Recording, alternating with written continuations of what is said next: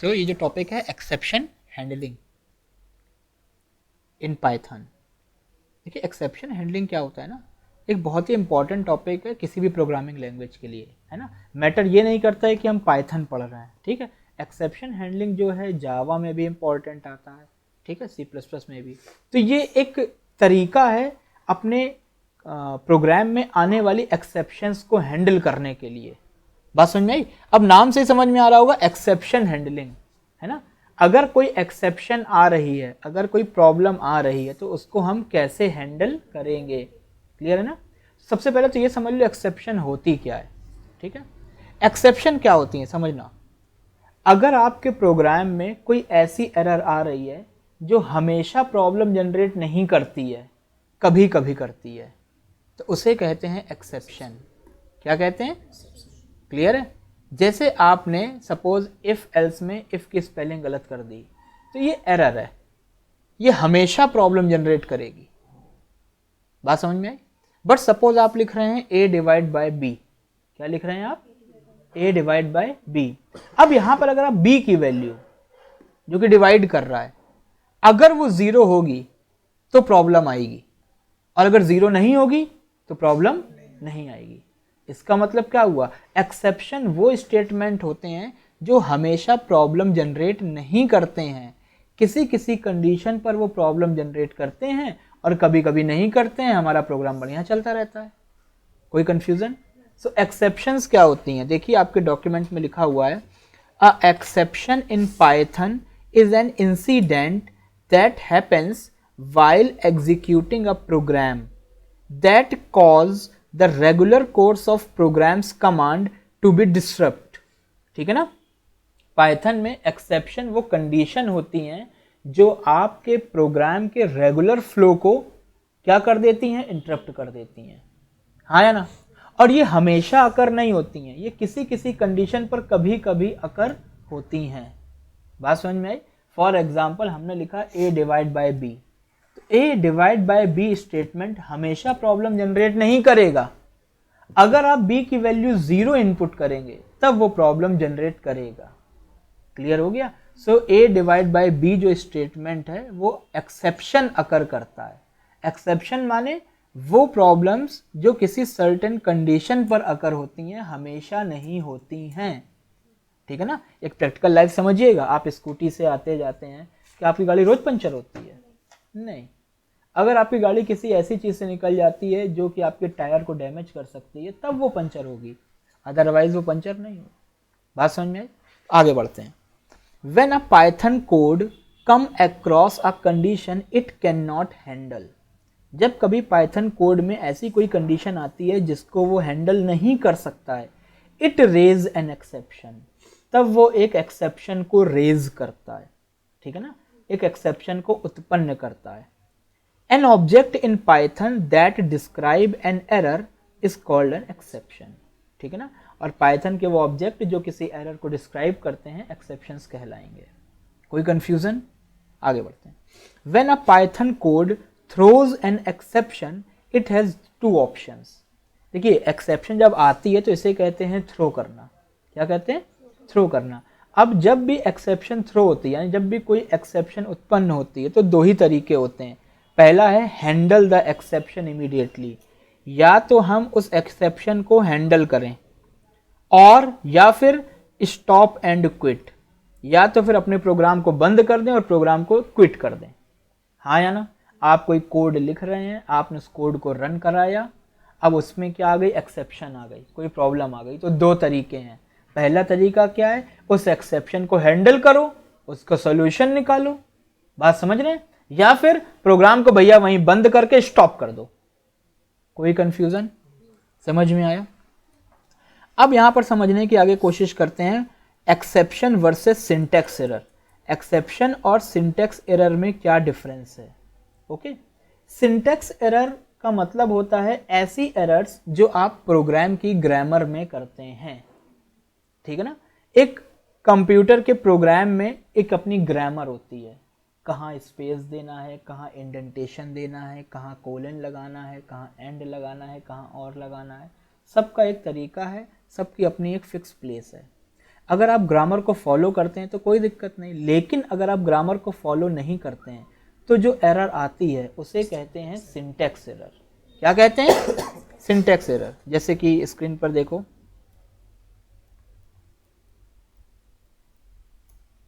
Suppose हम एक if condition put कर रहे हैं, हमने लिखा if A greater than B. अब पाइथन कहता है कि कंडीशन के एंड में यहाँ पर कोलन लगाइए, आपने नहीं लगाया और आप यहाँ पर कुछ लिखने चल दिए।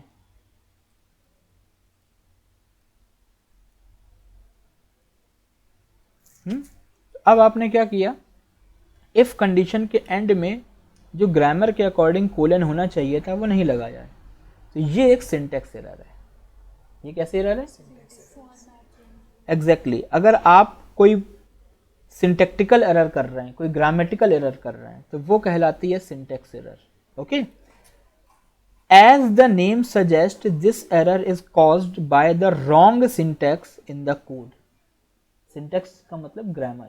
आप जब भी कोड में गलती करते हैं, it leads to termination of the programme.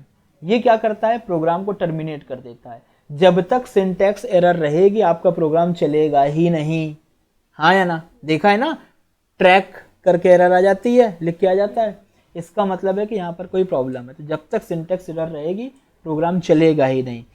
It leads to the termination of the program when the interpreter identifies a statement. जब भी इंटरप्रेटर को एक ऐसा स्टेटमेंट मिलता है दैट हैज एन एरर, जिसमें कोई एरर होती है, सिंटैक्स एरर अकर, उससे क्या होता है? सिंटैक्स एरर अकर होती है। क्या अकर होती है? सिंटैक्स एरर अकर होती है। सो जब भी इंटरप्रेटर को ऐसा कोई स्टेटमेंट मिलता है जहां पर उसको लगता है कि एरर आ सकती है, वहां पर जहां पर एरर होती है वहां पर प्रोग्राम को टर्मिनेट कर दिया जाता है और एक सिंटैक्स एरर जो होती है वो अकर हो जाती है। बात समझ में आई? तो सिंटैक्स एरर क्या है?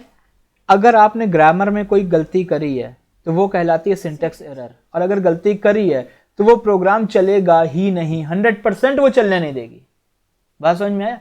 कोई भी एक ऐसा ऑप्शन नहीं है कि आपका प्रोग्राम चल जाए, वो नहीं चलेगा। बट एक्सेप्शन में क्या होता है? Exception are raised when program is syntactically correct. अब ग्रामर के अकॉर्डिंग तो आपका प्रोग्राम करेक्ट है, but the code result an error. लेकिन कोड में जब रन कर रहे हैं तब कोई एरर आ रही है, तो वो कहलाती है एक्सेप्शन। क्या कहलाती है? Exception. So exception are raised when the program is syntactically correct. Program आपका सही है लेकिन जो आपका कोड है उसमें एक एरर आ रही है एग्जीक्यूट होते वक्त। कहने का मतलब यह है कि किसी किसी कंडीशन पर वो प्रोग्राम प्रॉपर चलता रहेगा और किसी किसी कंडीशन पर वो प्रोग्राम नहीं चलेगा। यानी वो जो एक एक्सेप्शन होगी वो हमेशा अकर नहीं होगी, किसी पर्टिकुलर कंडीशन पर होगी और किसी पर्टिकुलर कंडीशन पर नहीं होगी।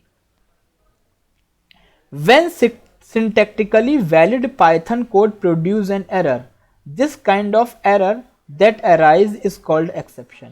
जब सही से लिखे गए पाइथन कोड में भी रन टाइम पर यानी उस प्रोग्राम को रन कराते वक्त कोई प्रॉब्लम आती है तो उसे कहा जाता है एक्सेप्शन। यानी एक्सेप्शन जो होती हैं वो हमेशा रन टाइम पर आती हैं। कहाँ आती हैं? प्रोग्राम रन कराने के बाद। बात समझ में है कि नहीं आई? अगला है हमारा try and except statement, catching and exception. अब हम लोग बहुत देर से बात कर रहे हैं एक्सेप्शन की। एक्सेप्शन आ गई तो हम क्या करेंगे? देखिए, अगर हमारे प्रोग्राम में कोई एक्सेप्शन आ रही है तो उसको हैंडल करने का तरीका होता है एक्सेप्शन हैंडलिंग। क्या होता है? ठीक है, एक्सेप्शन हैंडलिंग के माध्यम से हम किसी प्रोग्राम में उत्पन्न हुई एक्सेप्शन को हैंडल कर सकते हैं और अपने प्रोग्राम को क्रैश होने से बचा सकते हैं। ओके, उसे कहते हैं एक्सेप्शन हैंडलिंग। अब एक्सेप्शन हैंडलिंग के लिए हमें दो कीवर्ड की जरूरत होती है। पहला होता है ट्राई, दूसरा होता है एक्सेप्ट। पहला होता है ट्राई और दूसरा क्या होता है? Except. In Python we catch exception and handle them using try and except code block. The try clause contains the code that can raise an exception, while except clause contain the code line that handle the exception. अब जरा screen पे ध्यान दीजिए, try block के अंदर हम वो line लिखते हैं जहां पर हमको लगता है कि एक्सेप्शन आ सकती है, और एक्सेप्ट के नीचे हम वो लाइन लिखते हैं जहां पर अगर एक्सेप्शन आ गई तो हमें क्या करना है। बात समझ में आ गई? अगर एक्सेप्शन नहीं आई तब तो कोई दिक्कत नहीं, ट्राई में जो लिखा था वो वर्क करेगा, लेकिन अगर एक्सेप्शन आ गई तो हम क्या करेंगे, उसके लिए एक्सेप्ट होना चाहिए। तो एक्सेप्ट का स्टेटमेंट तब वर्क करता है जब ट्राई में कोई प्रॉब्लम आती है। अगर ट्राई में प्रॉब्लम नहीं आ रही है तो एक्सेप्ट वर्क नहीं करेगा। कुछ समझ में आया कि नहीं आया? चलिए इसका भी एक प्रोग्राम बना के हम लोग देखते हैं।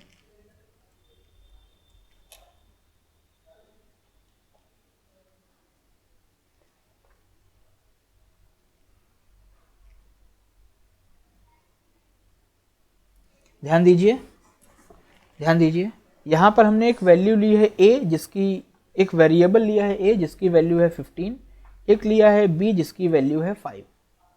हाँ या ना? अब हमने यहां पर प्रिंट कराया a डिवाइड बाय b, तो ये क्या करेगा, a को b से डिवाइड कराएगा और प्रिंट कर देगा। आंसर आया 3.0। इसमें किसी को कोई प्रॉब्लम नहीं थी क्योंकि a की वैल्यू थी 15 और b थी 5। नाउ अब हमने क्या किया, मान लीजिए b की वैल्यू कोई यूजर 0 इनपुट कर दे रहा है। क्या इनपुट कर दे रहा है? 0। तो ये प्रिंट करेगा 15 डिवाइड बाय 0, जो कि मैथमेटिकली पॉसिबल नहीं लग रहा है। तो ये देखो एक्सेप्शन आ जाती है। क्या आ गई है? ये आपके प्रोग्राम को चलने नहीं दे रहा है। तो आप जरा ध्यान दीजिए, जो तीसरी वाली लाइन थी ना, ये हमेशा एरर नहीं देती है, ये हमेशा एक्सेप्शन नहीं जनरेट करती है। ये तब एक्सेप्शन जनरेट कर रही है जब b की वैल्यू 0 हो रही है। अगर b की वैल्यू 0 नहीं होती है तो यही लाइन बहुत अच्छे से काम करती है। ये देखिए, हाँ या ना? इट मीन्स ये वाली line print a divide by b, ये एक ऐसा स्टेटमेंट है जो किसी किसी मोमेंट पर एक्सेप्शन देगा और किसी किसी मोमेंट पर नहीं देगा। हाँ या ना? तो यानी हमें टेस्टिंग के दौरान ये पता चल गया कि यार ये जो थर्ड वाली लाइन है ये थोड़ी सी सेंसिटिव लाइन है, ये एक्सेप्शन दे भी सकती है और नहीं भी दे सकती है ना? यानी कभी इसमें एक्सेप्शन आ सकती है, कभी नहीं आ सकती। नहीं आई तो कोई दिक्कत नहीं, वर्क चल रहा है, लेकिन आ गई तो हमारा प्रोग्राम क्रैश हो जाता है। तो अपने प्रोग्राम को क्रैश होने से बचाने के लिए हम यूज करते हैं ट्राई और एक्सेप्ट। क्या यूज करते हैं? तो जिस लाइन में तुमको लगे कि एक्सेप्शन आ सकती है उसको ट्राई के अंदर डाल दो। किसमें डाल दो? ट्राई। तो एक्सेप्शन आएगी तो ट्राई क्या करेगा, उसको हैंडल कर लेगा, और फिर हैंडल करके करेगा क्या, वो काम करेगा जो तुम एक्सेप्ट के अंदर लिखोगे। हाँ या ना? तो अब देखिए, ध्यान दीजिए, तो यहां पर हमने ट्राई नाम का एक स्टेटमेंट लगा दिया और इसके अंदर ये एक्सेप्शन डाल दी और यहां पे लगा दिया एक्सेप्ट, और यहां पर हमने एक मैसेज दे दिया इनवैलिड इनपुट। क्या मैसेज दे दिया? अब देखिए, a की वैल्यू है 15, b की वैल्यू है 2, a डिवाइड बाय b, कोई दिक्कत नहीं है, तो मेरा आंसर आ गया। अब ट्राई के अंदर जो लाइन थी उसने किसी भी तरीके की एक्सेप्शन जनरेट नहीं करी, आंसर दिया 7.5 और वो आंसर प्रिंट हो गया। हाँ या ना? अब देखिए, अगर आपने यहां पर b की वैल्यू कर दी 0, अब आपको दिख रहा है कि ये वाली लाइन जो है प्रॉब्लम जनरेट करेगी। तो अब इसको जब हम रन कराते हैं तो आंसर क्या आ रहा है? Invalid input. अब b 0 होने के बाद भी हमारा प्रोग्राम क्रैश नहीं हो रहा है। हाँ या ना? प्रोग्राम क्रैश नहीं हो रहा है बल्कि इनवैलिड लिख के दे रहा है। क्यों? क्योंकि इसको हमने ट्राई के अंदर लिखा हुआ है। किसके अंदर लिखा हुआ है? ट्राई में। तो अब अगर इसमें कोई एक्सेप्शन आएगी तो ट्राई उसको, प्रोग्राम को क्रैश होने के बजाय सीधा एक्सेप्ट में भेज देगा, और एक्सेप्ट क्या करेगा? ये लाइन प्रिंट कर देगा। तो अब हमारी टेंशन खत्म हो गई। अब यूजर अगर b की वैल्यू नॉर्मल कोई पॉजिटिव या नेगेटिव डालता है तो आंसर आ जाएगा, और अगर यूजर बी की वैल्यू गलती से 0 डाल देता है तो हमारा प्रोग्राम क्रैश नहीं होगा, जो एक्सेप्शन जनरेट होगी वो एक्सेप्ट में भेज देगी और वो इनपुट इनवैलिड इनपुट नाम का एक मैसेज दे देगा। बात समझ में आई? अब तुम बी की वैल्यू कुछ भी लिखो, प्रोग्राम पहले की तरीके ये जो क्रैश हो रहा था अब क्रैश नहीं होगा। या तो प्रोग्राम रन करेगा और अगर इसको एग्जीक्यूट नहीं कर पा रहा है तो एक्सेप्ट में जा करके वो मैसेज दे देगा। बात समझ में आई? इसे कहते हैं एक्सेप्शन हैंडलिंग। क्या कहते हैं? ठीक है। सो एक्सेप्शन हैंडलिंग में क्या होता है, ट्राई के अंदर वो कोड हम लिखते हैं जिसमें हमको लगता है कि एक्सेप्शन आ सकती है। क्लियर है? और एक्सेप्ट में हम वो कोड लिखते हैं कि अगर एक्सेप्शन आ गई तो हमें करना क्या है। इससे हम अपने प्रोग्राम को क्रैश होने से बचा लेते हैं। इतना समझ में आया? चलिए आगे बढ़ते हैं।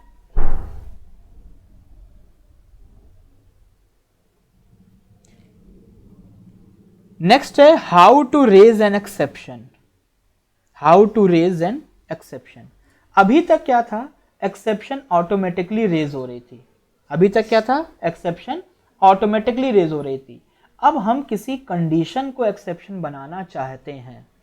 फॉर एग्जाम्पल हम एक वोटिंग का सॉफ्टवेयर बना रहे हैं और हम ये चाहते हैं कि यदि कोई व्यक्ति 18 से कम उम्र डाले तो वो एक एक्सेप्शन बन जाए। हाँ या ना? अब 18 से कम वैल्यू इनपुट करना पाइथन के लिए कोई इनवैलिड थोड़ी ही है। वो तो 18 से कम भी इनपुट करता है, 18 से ज़्यादा भी। लेकिन हम 18 से कम की वैल्यू को एक एक्सेप्शन की तरह शो करना चाहते हैं। हम कंप्यूटर को ये बताना चाहते हैं कि यदि कोई वैल्यू 18 से कम है, यदि कोई व्यक्ति 18 से कम एज डालता है तो ये एक एक्सेप्शन है। बात समझ में आ गई? तो अगर हम किसी कंडीशन को मैन्युअली एक्सेप्शन की तरह रेज करवाना चाहते हैं तो हम लोग क्या करेंगे, रेज कीवर्ड का यूज करेंगे। क्या यूज करेंगे? रेज कीवर्ड का। ध्यान दीजिएगा। If a condition does not meet our criteria but is correct according to the Python interpreter. ठीक है, अगर कोई कंडीशन हमारे लिए सही नहीं है लेकिन वो पाइथन के लिए करेक्ट है, we can intentionally raise an exception using raise keyword. तो रेज कीवर्ड के माध्यम से हम एक एक्सेप्शन रेज कर सकते हैं। We can use a customise exception in conjunction with the statement. और उस स्टेटमेंट के साथ हम एक कस्टमाइज एक्सेप्शन जनरेट कर सकते हैं। क्या जनरेट कर सकते हैं? Customise exception.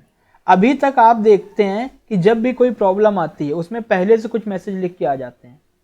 अब आप चाहते हो कि किसी कंडीशन पर एक प्रॉब्लम जनरेट हो, प्रोग्राम क्रैश हो जाए और उसमें जो मैसेज आप देना चाहते हैं वो मैसेज लिख के आए। बात समझ में आ गई? तो उसके लिए हम लोग क्या करते हैं, रेज कीवर्ड यूज करेंगे। क्या यूज करेंगे? रेज कीवर्ड के माध्यम से हम किसी भी कंडीशन को क्या बना देते हैं, एक्सेप्शन। क्या बना देते हैं? एक्सेप्शन। आगे देखते हैं। If we wish to use raise to generate an exception when a given condition happen, we may do we as follows। जैसा कि नीचे एग्जाम्पल दिया गया है इस तरीके से हम एक मैनुअली एक्सेप्शन रेज कर सकते हैं।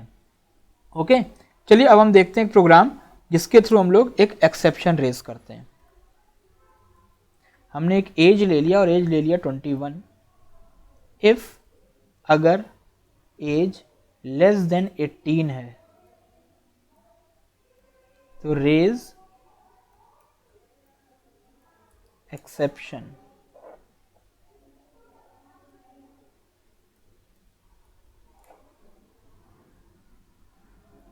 रेज एक्सेप्शन और यहां पर एक्सेप्शन का नाम दे देंगे रेज एक्सेप्शन और यहां पे हम मैसेज दे देंगे। हमने लिख दिया प्रोग्राम क्रैश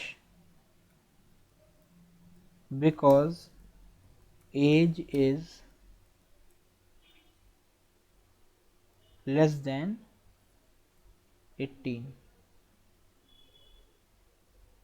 ओके, ठीक है, एल्स प्रिंट कर दिया, ओके। अब हमने यहां पर क्या किया है, एक एज वेरिएबल लिया है जिसकी वैल्यू दी है 21, क्या दी है, और हमने कहा अगर एज 18 से कम हो तो एक्सेप्शन आ जाए। एक्सेप्शन मतलब मेरा प्रोग्राम क्रैश हो जाए, और जब प्रोग्राम क्रैश हो तो ये लिख के आए, program crash because age is less than 18, ये लाइन लिख के आए, हाँ ना। एल्स और नहीं, अगर एज 18 से कम ना हो तो ओके लिख के आ जाए। तो अभी एज क्या है 21, 18 से लेस तो है नहीं, तो क्या लिख के आ जाएगा, ओके, कोई दिक्कत नहीं थी। बट सपोज यहां पर मैंने एज दे दी 11, एज क्या दे दी, अब मैंने इसको रन कराया तो ये देखिए मेरा प्रोग्राम क्रैश हो गया, और क्रैश होने पर वही एरर लिख के आई जो मैंने वहां पर मेंशन करी हुई थी। बात समझ में आ गई। तो अब तक जब इस तरीके की रेड कलर से एरर आती थी तो ये प्री डिफाइंड मैसेज होते थे, है ना। अब आप खुद से एक एक्सेप्शन जनरेट कर रहे हैं, और जो तुम मैसेज देना चाहते हो यूजर को वही यहां पर लिख के आ रहा है। अक्सर आपके मोबाइल में लिख के आता है ना, due to over heat camera is turning off, over heat के कारण कैमरा टर्न ऑफ हो रहा है। तो वहां पर क्या किया गया होगा, यही किया गया होगा, if temperature is greater than 50 raise exception over heat, हाँ या ना। तो अगर कैमरे का टेम्परेचर 45 डिग्री या 50 डिग्री जो भी उन्होंने सेट किया होगा उससे ऊपर जाएगा तो एक एक्सेप्शन जनरेट होगी। क्या जनरेट होगी, और उसमें क्या मैसेज आएगा जो तुम देना चाहते हो। तो यहां पर देखिए हमने यहां पर एक एज वेरिएबल लिया है और यहां पर एक चेकिंग कराई है, इफ अगर एज 18 से कम है तो एक रेज करो एक्सेप्शन, एक एक्सेप्शन रेज करो, और उस एक्सेप्शन में क्या लिख दो, program crash because age is less than 18 यानी 18। क्लियर है। तो अब जब तुम्हारा प्रोग्राम क्रैश होगा, जो तुम्हारी एरर आएगी उसमें तुम्हारी वही लाइन लिख के आएगी जो तुम यूजर को दिखाना चाहते हो। इससे यूजर को पता चलता है कि उसका प्रोग्राम क्यों क्रैश हुआ, किस रीजन से उसका प्रोग्राम क्रैश हुआ, और आपको एक पावर मिलती है कि किसी पर्टिकुलर कंडीशन पर आप प्रोग्राम को क्रैश करवा सकते हो, हाँ या ना। फॉर एग्जाम्पल तुम एक सॉफ्टवेयर बना रहे हो और तुमको पता है कि इस सॉफ्टवेयर को चलाने के लिए 2 GB चाहिए, और तुम देख रहे हो कि यूज़र के पास 2 GB है ही नहीं मेमोरी, 2 GB से कम है, तो तुम चाहते हो कि जैसे तुम्हारा एप्लीकेशन वो ओपन करे एप्लीकेशन क्रैश हो जाए और ये एरर लिख के आ जाए, इनसफिशिएंट मेमोरी स्पेस, हाँ या ना। तो यूज़र को पता चल जाएगा कि यार मेमोरी कम थी, इसलिए तुमने अपने प्रोग्राम को क्या कर दिया है, एक्सेप्शन डाल करके क्रैश कर दिया, यानी ख़त्म कर दिया, रोक दिया वहीं पर। बात समझे कि नहीं समझे, कोई कंफ्यूजन है, क्लियर है। तो ये होता है रेजिंग एन एक्सेप्शन, इस तरीके से आप किसी एक्सेप्शन को रेज कर सकते हैं। अब यहाँ पर देखिए क्या हो रहा है, इस एग्जाम्पल को देखिए, एक हमने लिस्ट बनाई है जिसमें दिया red green blue gold silver pink, और हमने दिया इफ अगर लेंथ ऑफ लिस्ट 4 से ज़्यादा है, ग्रेटर देन 4 है, तो एक एक्सेप्शन आ जाएगी नॉट वैलिड। अगर यूज़र कोई ऐसी लिस्ट पुट करता है जिसकी लेंथ 4 से ज़्यादा है तो एक एक्सेप्शन आ जाएगी कि वैलिड नहीं है। बात समझ में आई। चलिए नेक्स्ट है हमारा try with else, try with else. अब आप ट्राई और एक्सेप्ट के जस्ट बाद में एक एल्स स्टेटमेंट लगा सकते हैं, ठीक है। लेकिन ये एल्स कब वर्क करेगा, ध्यान से समझिएगा। Python support the else clause which should come after every except clause. किसके बाद आता है, एक्सेप्ट के बाद आता है, in try and except block, ठीक है। जब भी हम कोई ट्राई और एक्सेप्ट लगाते हैं तो एल्स जो होता है वो ट्राई और एक्सेप्ट के जस्ट बाद में आता है। अब एल्स वर्क कब करता है, only when try clause fail to throw an exception. अगर ट्राई में कोई एक्सेप्शन नहीं आती है तभी हमारा एल्स ब्लॉक वर्क करता है, हाँ या ना। अगर एक्सेप्शन नहीं आएगी तो हमारा एल्स क्लॉज वर्क करेगा, और अगर एक्सेप्शन आ जाएगी तो एल्स वर्क नहीं करेगा। क्यों, क्योंकि एक्सेप्ट वर्क करेगा, और जब एक्सेप्ट वर्क करता है तो एल्स वर्क नहीं करता है। सो इसका भी एक प्रोग्राम बना के देखते हैं। इधर देखो, जैसे हमने दे दिया a equal to 12, b equal to 3, try print a divide by b,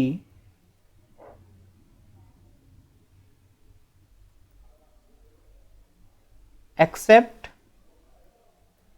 print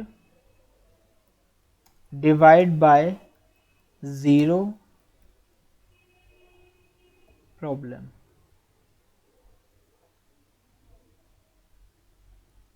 else print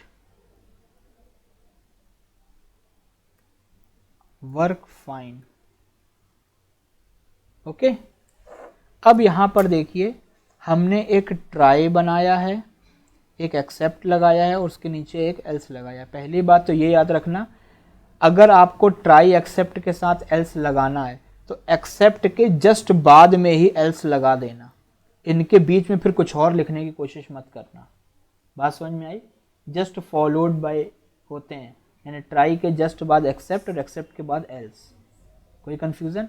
अब देखो, अगर ट्राई में एक्सेप्शन आई यानी एरर आई तो एक्सेप्ट चलेगा और फिर एल्स वर्क नहीं करेगा। अगर ट्राई में कोई एरर नहीं आई तो ही एल्स चलेगा। जैसे अभी हमने दिया है a की वैल्यू 12 है और b की वैल्यू 3 है, प्रिंट करो a divide by b, answer आएगा 4.0। कोई एरर तो आई नहीं, उसके बाद एल्स वर्क करेगा, वर्क फाइन। क्या लिख के आएगा? Work fine. तो आउटपुट आने वाला है 4.0 वर्क फाइन, 4.0 वर्क फाइन। बात समझे? तो एल्स क्लॉज तब वर्क करता है जब ट्राई में प्रॉब्लम नहीं आती है, एक्सेप्शन नहीं आती है। अभी देखिए, अगर हमने b को 0 कर दिया, अब क्या होगा? ट्राई में एक्सेप्शन आएगी, और ट्राई में एक्सेप्शन आएगी तो एक्सेप्ट चलेगा, और एक्सेप्ट चलेगा तो एल्स नहीं चलेगा। इसका मतलब अब आंसर आने वाला है डिवाइड बाय 0 प्रॉब्लम। क्या आने वाला है? Divide by 0 problem. बात समझ में आई? सो इफ एल्स की तरह हम लोग ट्राई और एक्सेप्ट के बाद भी क्या लगा सकते हैं? एल्स। एल्स क्लॉज तब वर्क करता है जब ट्राई के अंदर दिए गए स्टेटमेंट में एक्सेप्शन नहीं आती है। अगर ट्राई के अंदर दिए गए स्टेटमेंट में एक्सेप्शन आएगी तो एक्सेप्ट क्लॉज चलेगा, और अगर एक्सेप्ट चलेगा तो एल्स नहीं चलेगा। कोई कंफ्यूजन? समझ में आया?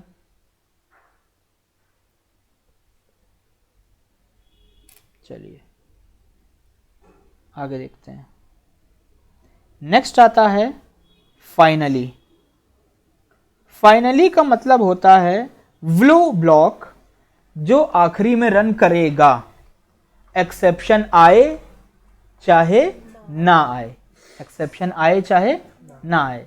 फॉर एग्जाम्पल, कोई यूज़र आपकी ऐप पे आता है और आप चाहते हो उस यूज़र को at the time of exit हम थैंक यू लिख के दें।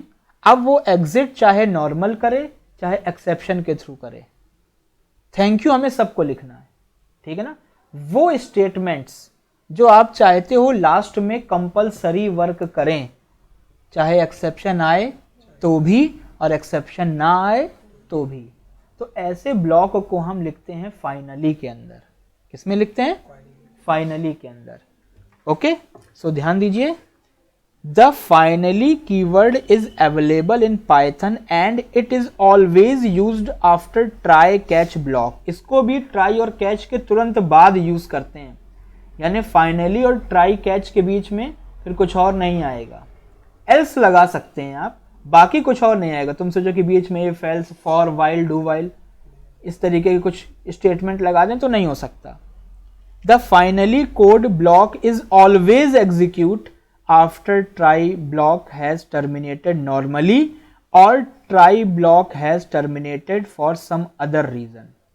बात समझिए, फाइनली स्टेटमेंट जरूर रन करेगा, चाहे ट्राई में कोई प्रॉब्लम आए और चाहे ना आए।